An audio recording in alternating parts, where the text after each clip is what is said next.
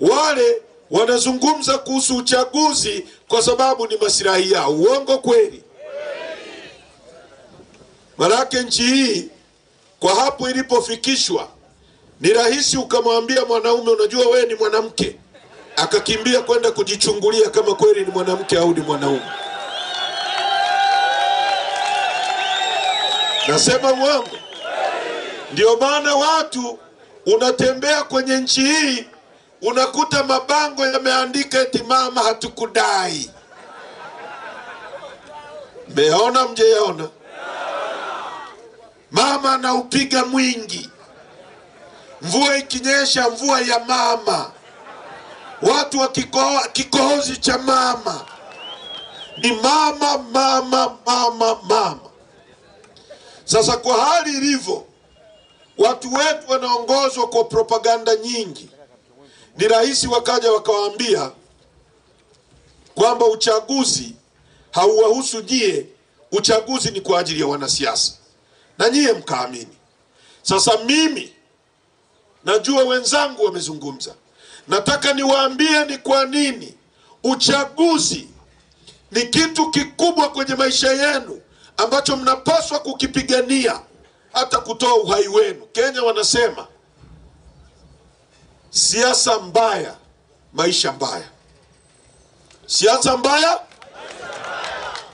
genesis ya vitu vyote kwenye dunia inaanza na uongozi au kuangushwa na uongozi. Ukiwa na familia imara, hiyo familia ina baba wa nyumba imara, ina mama imara. Ukiwa na familia legevu, hiyo familia haina uongozi imara. Ndio maana Mwalimu Nyerere alisema hili nchi iendelee inahitaji mambo mangapi? Mambo manne. Jambo la kwanza, ili nchi iendelee inahitaji watu. Watu tunao milioni 63. Jambo la pili, inahitaji ardhi. Ardhi tunayo. Jambo la tatu alilosema Mwalimu ambalo tunamisi ni siasa safi na uongozi bora. Mambo mangapi? Kama ni ardhi, nchi yetu imejaliwa ardhi kubwa, kilomita za mraba 945. Ukichukua Kenya, ukichukua Rwanda, ukichukua Burundi, ukichukua Uganda, ukiziunganisha kwa pamoja, zina kilomita za mraba 890. Sisi peke yetu niwaambia ngapi? 945. Na ardhi duniani, ukiona mapinduzi yoyote, ukiona vita yoyote kwenye dunia hii, vita inapigana kwa sababu ya ardhi. Kwa sababu tunapozungumza ardhi, hatuzungumzi huu udongo peke yake, tunazungumza na vyote vilivyomo. Ardhi yetu imebeba nini? Ardhi yetu ndio ardhi pekee duniani, dunia nzima, ambayo ina madini yanaitwa Tanzanite. Hayapatikani kwingine kokote duniani isipokuwa Tanzania. Hiyo ni ardhi. Ardhi yetu ina ziwa lenye upana kuliko yote Afrika. La pili duniani, ziwa Victoria, liko Tanzania. Ardhi yetu ina ziwa lenye kina kirefu kuliko yote Afrika. La pili duniani, ziwa Tanganyika. Ardhi yetu imebeba mlima mrefu kuliko yote Afrika. Wa pili duniani, mlima Kilimanjaro. Ardhi yetu ni ya 3 kwa kuwa na dhahabu nyingi kwenye dunia hii. Ukianzia Tarime ni dhahabu. Kienda kisogea kidogo Msoma vijijini dhahabu. Ukija unaingia Ngudu ni dhahabu. Ukienda Bariadi ni dhahabu. Ukienda Nzega ni dhahabu. Kahama ni dhahabu. Geita ni dhahabu. Njoo Bulyanhulu ni dhahabu. Njoo hata kwenu Wanyampaa Singida kuna dhahabu. Nenda Chunya. Nenda mpaka Ruangwa kwa waziri mkuu. Kila kona ya nchi hii ni dhahabu. Ni nchi ya 3 kwa kuwa na dhahabu nyingi duniani. Ni nchi ambayo ina madini yenye nickel na cobalt yanayotumika kutengeneza injini za ndege na betri za simu. Sijui hata kama mnajua yanatoka Tanzania. Yanatoka Kabanga, Kagera, Tanzania hapa. Ni nchi yenye madini yenye urani. Madini ya uranium yanayotumika kutengeneza mabomu ya nyuklia yanatoka Tanzania. Nchi yenye gesi, futi za ujazo trilioni 54.5. Nchi yenye makaa ya mawe. Nchi yenye chuma. Ukienda Njombe, Mungu ametuwekea mlima wa chuma ambao tunaweza kutumia kwa miaka 100. Maana pengine Mungu aliwawekea chuma chini ya ardhi wanachimba.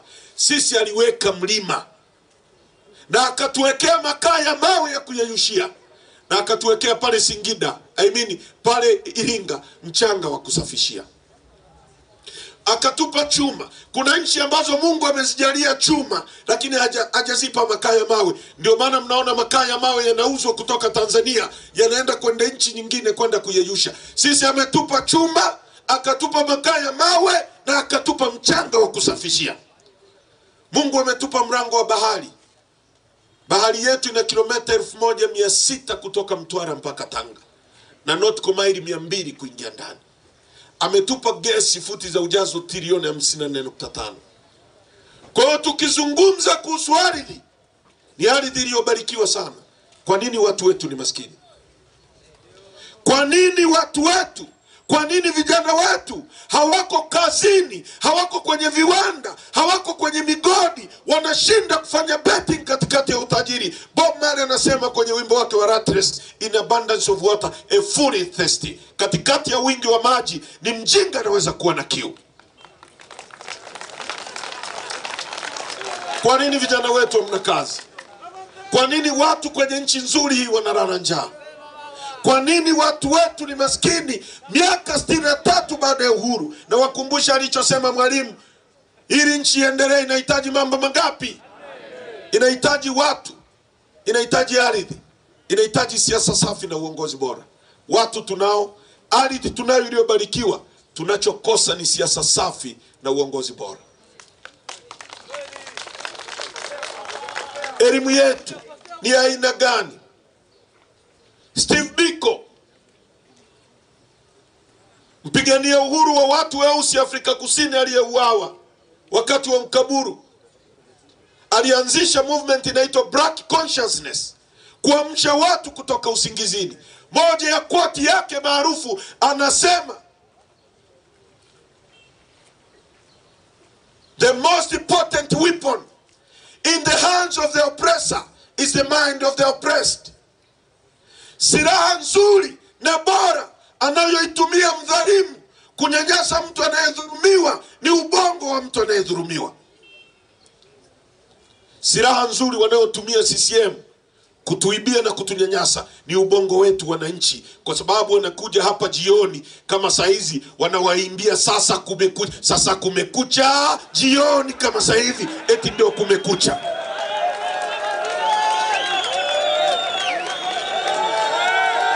Sasa watu wa Singida, watu wa ardhi ya Tundu Lissu, tunahitaji kubadilisha nchi. Inawezekanaje ndugu zangu? Inawezekanaje kwenye nchi tajiri kama hii imegeuzwa kwa dampo la kila kitu? Mwalimu Nyerere alijenga mechanism za kuweka nchi hii itake off kiuchumi, vyote vimeuawa. Viwanda alivyoanzisha Mwalimu vimeuawa. Migodi aliyosema watu wangu wakipata akili watachimba imekabidhiwa kwa wageni. Nchi yetu inauzwa, kila kitu kinagawanywa, kila kitu kinatapanywa, watu wetu wanabaki maskini. Nchi inaenda iko kwenye autopilot, kila anayenyanyua mdomo anauawa, watu wanatekwa. Nimeambiwa hata hapa Singida kuna shehe ametekwa, hajulikani alipo. Tunaishi kwa mashaka kwenye nchi yetu wenyewe. Hakuna anayejua kesho yake ikoje. Inawezekanaje? Katiba yetu ibara ya 8 nitawasomea na ni kwa nini tunazungumza kuhusu uchaguzi. Katiba hii inasema Jamhuri ya Muungano wa Tanzania, hiyo ni ibara ya 8, ni nchi inayofuata misingi ya demokrasia na haki jamii, na kwa hiyo wananchi ndio msingi wa mamlaka yote. Serikali itapata madaraka na mamlaka yake yote kutoka kwa wananchi kwa mujibu wa katiba hii. B, lengo kuu la serikali itakuwa ni ustawi wa wananchi. C, serikali itawajibika kwa wananchi.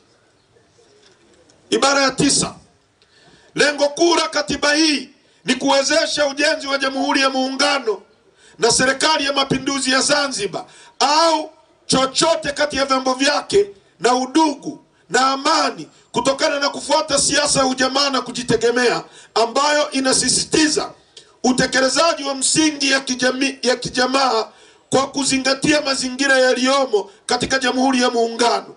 Kwa hiyo mamlaka ya nchi na vyombo vyake vyote vinawajibika kuelekeza sera na shughuli zake zote katika lengo la kuhakikisha kwamba shughuli za serikali zinatekelezwa kwa njia ambazo zitahakikisha kwamba utajiri wa taifa unaendelezwa, unahifadhiwa na unatumiwa kwa manufaa ya wananchi wote kwa ujumla, na pia kuzuia mtu mwingine kunyonya mtu mwingine.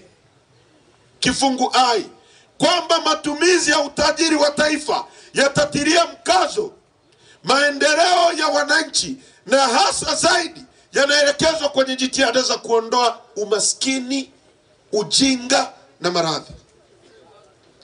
Katiba inasema hivi: serikali, msingi wa uwepo wa serikali itapata mamlaka kutoka kwako mwananchi, kutoka kwa wananchi. Maana yake nini? Maana yake ni kwamba badala ya sisi wote nchi nzima hii tugeuke tuwe marais wa nchi, haiwezekani. Hakuna atakayepokea oda kwa mtu mwingine. Tunachagua mtu mmoja kwa niaba yetu awe rais, atuongoze sisi, tunakaimisha mamlaka yetu kwake. Na bunge inasema kwamba serikali itawajibika kwa wananchi kwa kutumia nini? Kwa kutumia chombo cha wananchi ambacho ni bunge.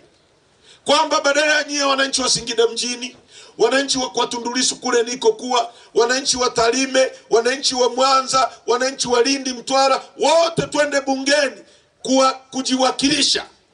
Wewe ukaseme maji, wewe ukaseme barabara, wewe ukasimamie kodi isiibiwe. Haiwezekani, hakuna ukumbi wa kututosha. Tunateua mtu mmoja kwa niaba yetu. Ndio maana katiba inasema msingi wa mamlaka ni nyie. Ili mbunge aende bungeni afanye kazi ngapi? Kazi za mbunge ni ngapi? Moja, kutunga sheria kwa ajili ya watu wake. Sheria nzuri, sio sheria mbaya, kwa sababu sio kila sheria ni sheria. Wakoroni walitunga sheria ya kuuza na kununua binadamu, na ulikuwa ukigoma kuuzwa umevunja sheria, unashtakiwa na unashughulikiwa kwa kuvunja sheria, kwa kukataa kuuzwa. Kwa hiyo mbunge mnapomchagua kwa niaba yenu akatunge sheria nzuri. Mbili, mbunge ni taxpayer representative, ni mwakilishi wa mlipa kodi. Akakuwakilishe. Kukuwakilisha nini? Kuangalia pale kwenye chungu hazina, pesa yako inatoka, wewe ndio mlipa kodi, inatumika vizuri, inaleta maji, inaleta barabara, inakulipa mshahara, inafanya vitu vingine vyote. Kukuwakilisha wewe, sio kujiwakilisha yeye na mke wake. Tatu, kuiwajibisha serikali inapowezekana. Ndio maana wamesema serikali itawajibika kwa wananchi kupitia bunge, kupitia halmashauri. Serikali itawajibika. Serikali ikifanya makosa, wabunge wana uwezo wa kupiga vote of no confidence, kura ya kutokuwa na imani na serikali, na rais akaondoka madarakani na waziri mkuu akaondoka madarakani.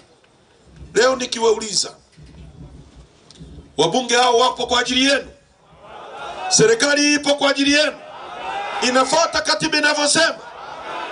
Katiba yetu inasema utajiri wa nchi utatumika kwa ajili ya kuendeleza watu, kwa ajili ya kuondoa umaskini wenu, kwa ajili ya kuondoa ujinga wenu, kwa ajili ya kuondoa maradhi kwenu. Ndivyo inavyofanyika. Sikiliza watu wa Singida, leo vijana wetu hawana ajira. Uongo kweli? Hakuna ajira kwenye nchi hii, na serikali inasema tatizo la ajira ni tatizo la kidunia. Si ndio wanavyosema? Sio kweli, sio kweli. Mwalimu Nyerere aliacha viwanda, na nitawatajia kwa uchache. Wazee wangu wako hapa wanajua. Kiwandani ndiko anakoajiriwa mtu mwenye elimu ya juu na yule asiyekuwa na elimu kabisa. Kiwandani anaweza kuajiriwa engineer. Kiwandani ataajiriwa mtu wa mahesabu, ataajiriwa mtu wa ajira, lakini kiwandani atakuwepo na mama ntilie anayewauzia wafanyakazi wa kiwanda chakula pale. Kiwandani atakuwa mtu anayebeba mizigo. Kiwandani atakuwepo dereva wa lori. Kiwandani atakuwepo na tarishi wa kawaida wa kuandika. Viwanda alivyoviacha Mwalimu Nyerere, jirani zenu Arusha hapa kulikuwa na kiwanda cha General Tyres. Uongo kweli? Kinatengeneza tairi Tanzania. Uongo kweli? Mwalimu aliacha viwanda vya nguo, Mwatex, Mutex, Datex Tairi, Sungura Textile. Mwalimu aliacha viwanda vya magodoro Dodoma. Mwalimu aliacha viwanda vya viberiti Kibo Matches. Mwalimu aliacha viwanda vya chuma. Ukienda Morogoro kulikuwa na viwanda vya magunia. Vyote vimeuawa. Vyote vimeuawa. Maana yake nini? Watu wa Singida, maana yake nini? Maana yake nini kwenye maisha yako? Sikiliza. Pale Arusha kulikuwa na kiwanda cha General Tyres. Mimi nimekuwa babangu ananunua tairi za General Tyres. Maana yake nini? Maana yake pasi ikitoka Tarime inaingia kwenye kiwanda. Wewe ungeweza kutoka hapo kaenda kuomba kazi General Tyres ya Arusha. Uongo kweli? Ukapata kazi General Tyres. Ukipata kazi pale, ukilipwa mshahara, unakuja kujenga hapa Singida, unamwajiri yule kijana fundi. Yule kijana akipata hela ananunua mboga kwa huyu mama. Huyu mama akipata hela anamwagiza bodaboda amletee mboga. Bodaboda akipata hela anakunywa mafuta kwenye kituo cha mafuta. Yule mwenye kituo cha mafuta anamwajiri mlinzi. Mlinzi ananunua kitanda kwako. Wewe ukipata hela unakunywa chai kwenye mgao. Pesa inazunguka. Leo viwanda vimeuawa. Tuna bodaboda kila kitongoji nchi. Kuanzia kwetu nilikozaliwa Kitagasembe mpaka Mtwara Lindi, kila kitongoji kuna bodaboda. Hakuna hata kiwanda cha kutengeneza tairi ya bodaboda. Pesa inatoka Iguguno Singida, inatoka Makiungu Singida, inakwenda China kuagiza tairi za bodaboda. Mnapataje ajira? Ina maana ajira yenu inasafirishwa kutoka hapa inapelekwa China. Leo kiwanda kingekuwa Singida cha tairi za bodaboda, pesa ikitoka Iguguno inakuja Singida inakuajiri wewe. Pesa ikitoka kule, yule mtu analala kwenye nyumba ya mtu hapa, pesa inazunguka. Leo inatoka hapa inaenda China. Tuna viongozi wenye akili hapa? Si hata kama mnaelewa ninachokisema nyie? Leo nchi, leo hatuna hata kiwanda cha kiberiti. Viberiti tunaagiza kutoka Kenya, Kasuku. Mwalimu aliacha kiwanda cha Kibo Matches. Kwa hiyo kiberiti kikiisha Singida, pesa inatoka Singida inakwenda kuagiza kiberiti cha Kasuku Kenya. Toothpick. Asante sana. Thank you very much. Toothpick tunaagiza China. Misitu iko hapa. Nchi hii vijana wetu wana ajira. Watu wa Singida, nyie mkoa wenu una kilomita za mraba 41,980. Ni mkoa mkubwa kuliko nchi ya Uholanzi. Nchi ya Uholanzi na kilomita za mraba 41,600. Nyie ni wakubwa kuliko nchi ya Uholanzi.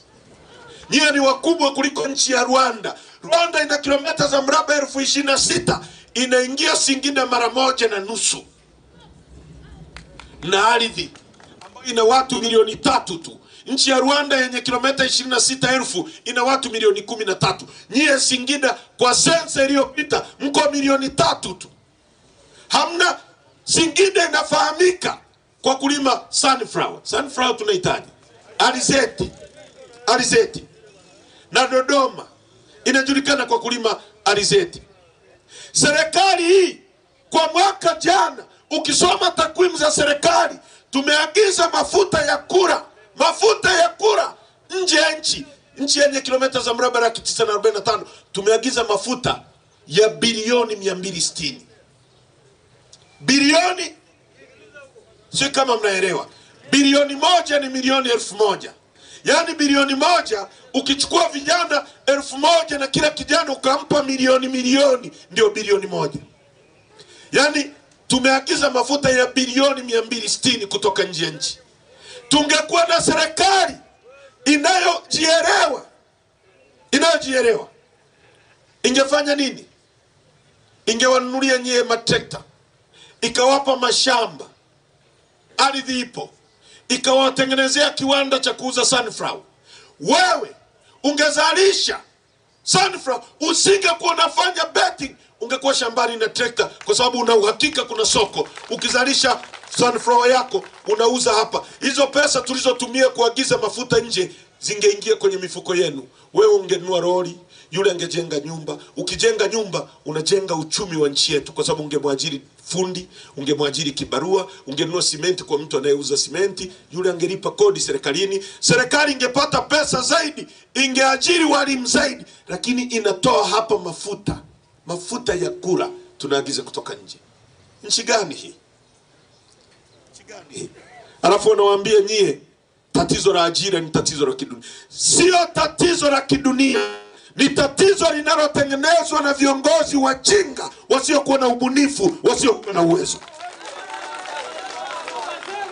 Sikilizeni, si kuna dhahabu hapa Singida? Inachimbwa na kina nani? Kienda kule kwetu inachimbwa na Wachina. Ndio wako kwenye migodi. Wachina waingii kwenye mashimo, wanaoingia ni vijana weusi wa Kitanzania. Uongo kweli? Wachina wao wanasubiri end product imeshatolewa, wanachukua wanaenda kuuza. Serikali imefanya matumizi kwa mujibu wa ripoti ya CAG mwaka jana. Controller and Auditor General, mkaguzi na mdhibiti mkuu wa hesabu za serikali, anasema serikali imefanya matumizi yasiyokuwa na tija ya bilioni 571. Matumizi yasiyokuwa na tija maana yake nini? Yaani CAG ametumia tafsida. Badala ya kusema naenda Msarani, badala ya kusema naenda wapi, ukasema naenda Msarani, sio? Unasema naenda Msarani badala ya kusema naenda wapi? Sasa mkaguzi na mdhibiti mkuu ametumia tafsida kuficha ukali wa maneno. Angeweza kusema serikali imefanya matumizi ya kijinga au ya kipuuzi, milioni 571. Ndio hizo tunasikia mara goli la mama, sui kidogo cha mama, sui vichekesho vya mama, kila kitu. Hizo fedha. Nyie watu mna dhahabu. Wangechukua yale machimbo yale, maeneo yenye dhahabu, wakaunda vijana, vikundi vya vijana 100 mkapewa mitaji na mashine na crusher na madawa ya kusafishia, mkapewa maeneo ya kuchimba. Mkichimba mkipata dhahabu, ukiuza nje, pesa inarudi kwenye mfuko wako, wewe unakuja kujenga nchi yetu. Unapompa Mchina akitoa dhahabu, akienda kuuza nje, anajenga kule kwao, haendelezi nchi yetu. Sio kama mnaelewa? Hivi mnanielewa vizuri? Tunawezaje sisi nchi hii kuagiza ngano ya bilioni 560 kwa ajili ya kupika mandazi na chapati na sio na nini? Ngano tunaagiza kutoka Ukraine. Ukraine iko vitani, sisi tunanunua ngano kutoka Ukraine. Tunanunua ngano kutoka Saudi Arabia jangwa. Tunanunua ngano. Saudi Arabia wamechukua udongo Zimbabwe, wamechukua maji ya baharini, wanayaondoa chumvi, wanafanya kitu kinaitwa desalination, wanamwagilia. Sisi tunaagiza ngano kutoka kwao. Mwalimu alituachia mashamba Basoto ya kulima ngano ya kulisha nchi nzima. Vijana wana ajira. Tungewapa trekta, tukawapa mashamba, tukamwambia Azam, hakikisha unanunua ngano ya ndani ya nchi yetu. Nyie leo msingekuwa mitaani mnafanya betting, mngekuwa kwenye mashamba mnatengeneza utajiri. Nchi gani tunayoagiza kila kitu? Haiwezekani ukawa na nchi ambayo unaagiza kila kitu kutoka nje ya nchi na ukaendelea. Wakati Magufuli akiwa madarakani mwaka 2017, sisi tukiwa bungeni, tulimshauri. Mimi nilikuwa waziri kivuli wa nishati na madini. Nilikuwa waziri kivuli wa nishati, naibu waziri kwanza, Mnyika akiwa waziri. Zilipogawanywa zikawa wizara ya nishati na madini, Mnyika akawa wizara ya nishati, mimi nikawa wizara ya madini. Nikamshauri Rais Magufuli, someni. Ingieni kwenye YouTube mwaka 2017. Nikamwambia Mheshimiwa Rais, nataka kujenga bwawa la Mwalimu. Litahitaji chuma kingi sana, nondo. Tunataka kujenga SGR, litahitaji chuma. Tujenge kwanza kiwanda chetu cha chuma, ili tuzalishe chuma chetu. Kila kiwanda kilikuwa kinaenda kugharimu nchi bilioni 3 za Kimarekani dola, ambazo ni trilioni 7.8. Kilikuwa kinaenda kuajiri vijana wa Kitanzania 60,000 direct employed, wale wa ajira ya moja kwa moja 60,000. Hatujazungumzia subcontractors ambao wangekuwa na maroli wanapeleka pale bidhaa. Hatujazungumzia watu ambao wangewasupply karatasi, wangewasupply chakula, hatujazungumzia hilo. Direct employed 60,000. Mind you, Tangu uhuru mpaka leo ajira ambazo serikali ya CCM imetoa ni 520,000 tu. Kwa hiyo 11% za ajira ya tangu uhuru mpaka leo zilikuwa zinaenda kutengenezwa pale. Pili, nikamwambia Mheshimiwa Rais, ukishamaliza kujenga hiki kiwanda ndio uanze kujenga bwao. Unamuita Mwarabu unamwambia sasa njoo utujengee bwao. Bwao shilingi ngapi? Trilioni 5. Sawa, hizi hapa. Chukua. Lakini chuma chote nunua hapo. Maana yake nini? Unampa pesa kwa mkono huu, unazirudisha kwenye nchi kwa mkono huu, zinakuja kutengeneza ajira. Hawakutusikiliza. Mwaka jana peke yake tumeagiza chuma kutoka nje ya nchi cha dola za Kimarekani bilioni 1.2, trilioni 3 kwa mwaka huu. Mwaka juzi hivyo hivyo, miaka mitatu tumeagiza chuma cha trilioni 10, wakati tungejenga kiwanda chetu cha trilioni 7.8 tuchimbe miaka 100, tuwauzie Kenya, tuwauzie Kongo, tuwauzie nini, nchi iwe na hera nyingi, kila mtu akae vizuri. Nchi ikiwa na hera nyingi, nchi nyingine ambazo zina hera nyingi, hata watu wasipokuwa na ajira, serikali inawapa pesa. Kuna wakina mama akijifungua anapewa pesa inaitwa child support. Ndio maana nchi kama Uingereza, vinchi vidogo, watu wasiokuwa na ajira, serikali inawapa nusu ya mshahara ya mtu aliyoko madaraka, aliyoko kwenye ajira, kwa sababu serikali ina liquidity. Leo tukakataa, tunachukua pesa za ndani ya nchi, tunaagiza chuma kutoka nje. Unaendeleaje? Unaendeleaje?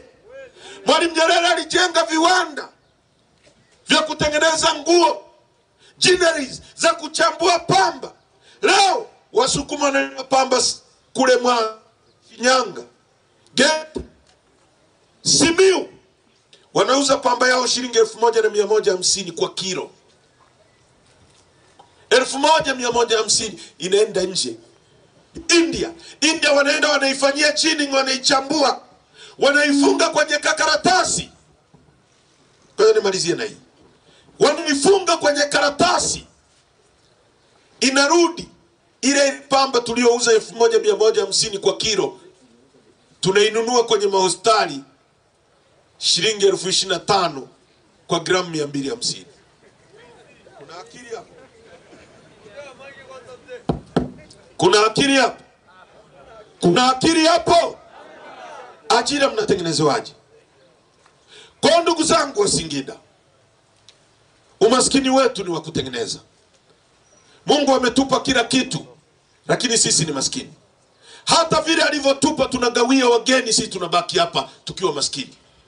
Uwanja wa ndege wa Kia aliujenga Mwalimu Nyerere.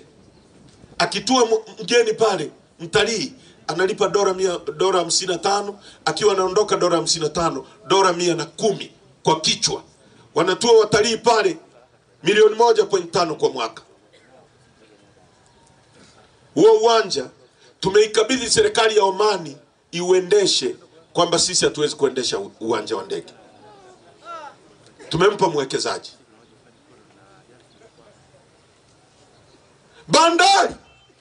Bandari ni mlango wa fedha. Mungu alitupa bandari. Bahari yetu ina kilomita 1,600 kutoka Mtwara mpaka Tanga, na noti maili 200 kuingia ndani. Kagame alisema akipewa bandari ya Dar es Salaam peke yake atalishe nchi za Afrika Mashariki na Kati. Alafu Mungu alivyotupendelea akatupa nchi 6 landlocked. Nikisema landlocked ambazo hazina mlango wa bahari: Zambia, Kongo, Malawi, Rwanda, Burundi, Uganda. Ili mtu aendeshe gari Rwanda, ili mtu ili greda ilime barabara Kongo, ili Kongo wasafirishe mizigo yao kwenda nje ya nchi, lazima ipite kwenye maji yetu. Huwezi kurusha greda, huwezi kuipakia na ndege, huwezi kuruka angani, inapita kwenye maji. Wazungu walianza kujenga ile bandari, wakaiacha. Mwalimu akaja akaiendeleza, Mwinyi akaja akaiendeleza, Mkapa akaiendeleza, Kikwete akaiendeleza, Magufuli aliendeleza vizuri zaidi. Nyie mnajua tulivyokuwa na ugomvi na Magufuli. He was a dictator. Tuligombana naye. Lakini alipanua ile bandari kuanzia gati namba 0 mpaka gati 8, akanunua mashine mpya za 0 hour akaweka pale ili iweze kukompiti, ishinde bandari ya Beira na Msumbiji na ya Mombasa, ili mizigo mingi ipite hapa. Rwanda wakipitisha hapa magari, si mnaziona zinapita hapo IT, pesa imeingia. Kongo wakipitisha pesa, maji yapo, hayaishi leo wala kesho, yapo pale, ni geti la kuingiza fedha, ni duka ambalo halikauki. Sisi tuko milioni 63, Waarabu wa Dubai wako milioni 3. Dubai mwaka 61 walikuwa watu 70,000, leo wako milioni 3, kama watu wa mkoa wa Singida mzima wako milioni 3. Sisi tuko 63, kwamba sisi 63 hatuwezi kusimamia bandari ambao wateja wapo na imeshaendelezwa. Tunawapa Waarabu wa Dubai, kwamba sisi ni ndondocha, hatuwezi kusimamia mali yetu. Tuna uongozi hapa. Tukisema hivi tunakosea nini? Wewe unayejiita CCM hapa Singida, tunaposema haya makosa ni nini? Kwa nini mnataka kutuua? Lissu amewakosea nini kwa kusema ukweli kwamba rasilimali za nchi zinapaswa kutumika kwa ajili yenu na sio kwa ajili ya wageni? Tunafanya kosa gani? Kosa ni nini? Kwa nini wanatuwinda? Kwa nini wanataka kutuua kwa kusema haya? Kwa nini mnakubali nyie wananchi tunashambuliwa sisi?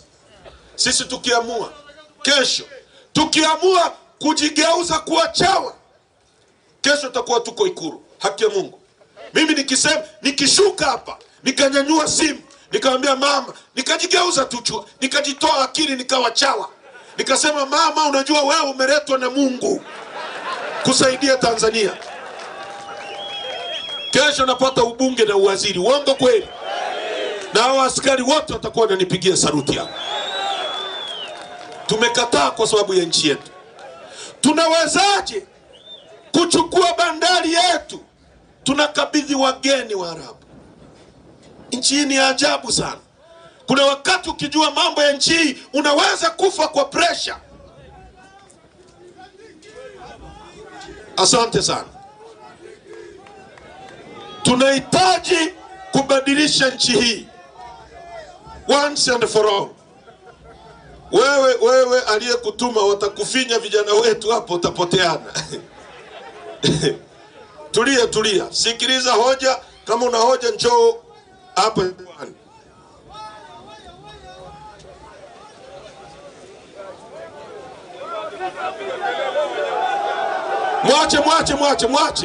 Mwache. Tulia.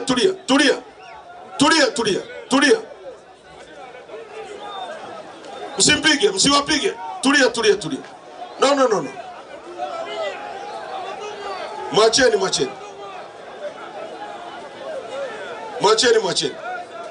Haya.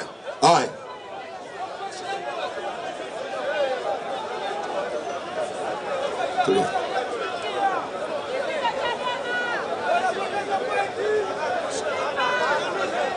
Haya, peoples. Hili ndilo nililowaambia, kwamba ubongo wa watu wanaotumiwa ndio tatizo la nchi hii. Kwamba weapon wanayotumia ni ubongo wa watu kama hao. Unafikiri huyu kijana angekuwa na kazi ya kufanya, angekuja kuriski maisha yake kwenye umati kama huu? Si anaweza kuumizwa na watu kwa sababu ya shilingi 10,000. Kwa hiyo msikubaliane. Tulieni kwenye mkutano. Kwa hiyo tunahitaji kubadilisha nchi, ndugu zangu. Hatuwezi kuendelea, na ukitaka kujua hii operation imewashika, ndio vitu kama hivi. Operation ya no reforms, no election imekuwa very successful, ndio maana wana panic. Hawana uwezo wa kujibu. Matokeo yake ni kuandaa vigenge kama hivi ambavyo wanaweza kuuawa kwenye mkutano wa watu wengi kama hapa. Uongo kweli? Na wao wakija kwenye mkutano kama hapa hawawezi hata kupata watu. Lazima watu watolewe Iguguno, si watolewe wapi, watolewe ndio waletu kwenye mkutano kama huu.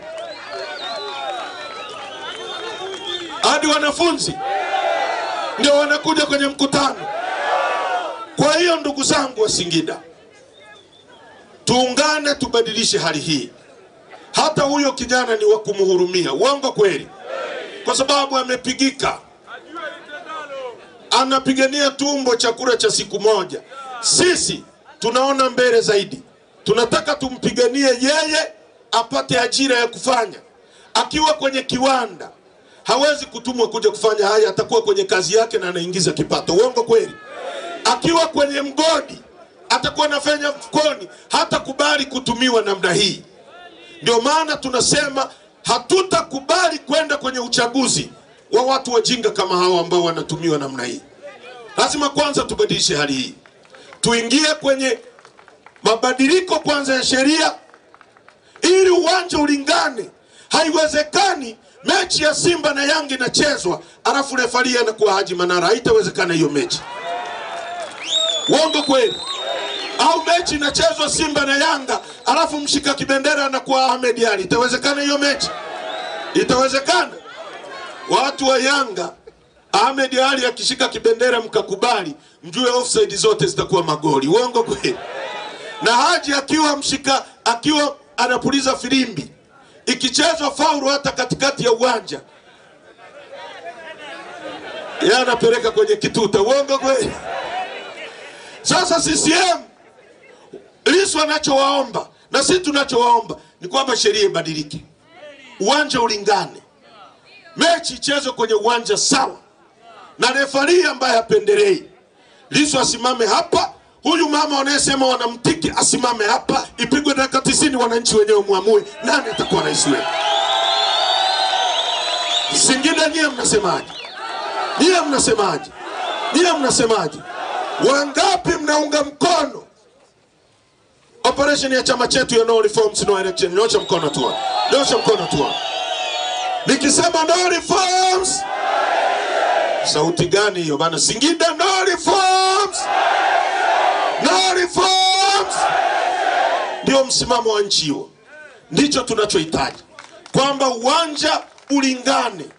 Tucheze mechi ambayo haina upendeleo. Haiwezekani mtu ambaye mabango yake yamebandikwa nchi nzima, tunapomwambia twende kwenye mechi na ulingana, anaogopa. Anaanza kutumia vikundi, wanamkamata Lissu. Yeye alikuja na 4R. 4R maana yake nini? Moja, ilikuwa ni resilience. Resilience Kiingereza, kwa Kiswahili maana yake nini? Uvumilivu na ustahimilivu ili akosolewe. Reconciliation, kutibu majeraha. Watu waliopigwa risasi, watu waliotekwa, watu walioumizwa, awatibu majeraha. Reforms, kubadilisha sheria ili tufanye utaratibu mpya. Na rebuild, kujenga upya. Leo reconciliation iko wapi? Watu wanatekwa kila kona. Uongo kweli? Mtu mmoja, binadamu mmoja akipotea, madhara yake ni makubwa mno. Binadamu halinganishwi na kitu chochote, kwa sababu binadamu, kile unachoona duniani kimeundwa kwa sababu ya kufanya maisha ya binadamu yawe rahisi zaidi. Gari imeundwa kwa ajili ya binadamu, sio wewe kwa ajili ya gari. Nyumba ikijengwa ni kwa ajili ya kukufanya wewe binadamu usinyeshe mvua, usipigwe baridi. Kwa hiyo kila kitu duniani ni kwa ajili ya kufanya maisha yetu yawe rahisi zaidi. Tunaelewana ndugu zangu? Leo anapotekwa huyu shehe, unajuaje kama huyu shehe angezaa mtoto alafu huyo mtoto ndiye akavumbua dawa ya ukimwi ikaokoa dunia nzima? Unajuaje? Mtu mmoja ndiye aliyeunda ndege, mtu mmoja ndiye aliyeunda gari. Unajuaje kama mtoto wa Mdude Nyagali angeweza kuunda, akazaliwa, akatengeneza dawa ya kansa ikaokoa dunia nzima hii? Unajuaje? Au angeweza kuzaliwa akatengeneza dawa ya ukimwi nikasaidia dunia? Anapotea mtu wa kwanza, wa pili, wa tatu, wa nne, mamia ya watu wamepotea. Rais ambaye ni amiri jeshi mkuu, wajibu wake namba 1 ni usalama wa watu, hasemi chochote. Gwajima anasema watu wanatekwa, anafungiwa kanisa. Kosa lake nini? Kosa lake nini? Kwani kazi ya makanisa ni nini? Si ni kupinga dhambi? Kuteka watu sio dhambi? Ni dhambi. Kuua watu ni kitu cha halali? Kosa ni nini ya Gwajima? Tusikubaliane na hali hii. Lazima tubadilishe nchi hii, tuirudishe kwenye mikono ya wananchi, tuwatengenezeni ajira, tufufue viwanda, tubadilishe nchi hii. Nchi ya upendeleo. Wazee wetu wanateseka nchi hii, na ndio maana Chadema tumesema tukishika mamlaka ya nchi hii, hawa watumishi wa serikali hao wakitimiza miaka 60 wanastaafu. Uongo kweli? Japo mishahara yao kidogo. Walimu wakitimiza 60 anastaafu. Askari akitimiza 60 anastaafu. Hata mimi nilipokuwa mbunge baada ya miaka 5 nilistaafu, nilipewa pension. Uongo kweli? Kwa nini? Kwa sababu umelitumikia taifa. Ndio maana hao wanalipwa. Lakini kwani watumishi wa serikali tu ndio wanatumikia taifa? Fundi anayejenga nyumba ambayo Ikulu ambayo rais anaishi anafanya nini kama sio kujenga nchi? Mkulima anayelima chakula ili askari wale na walimu wale na rais yale, huyo anafanya nini kama alitumiki taifa? Anajenga nchi. Bodaboda anayetuendesha, mchoma mkaa anayetuchomea mkaa, naye anajenga taifa. Ndio maana Chadema tumesema tutaanzisha universal pension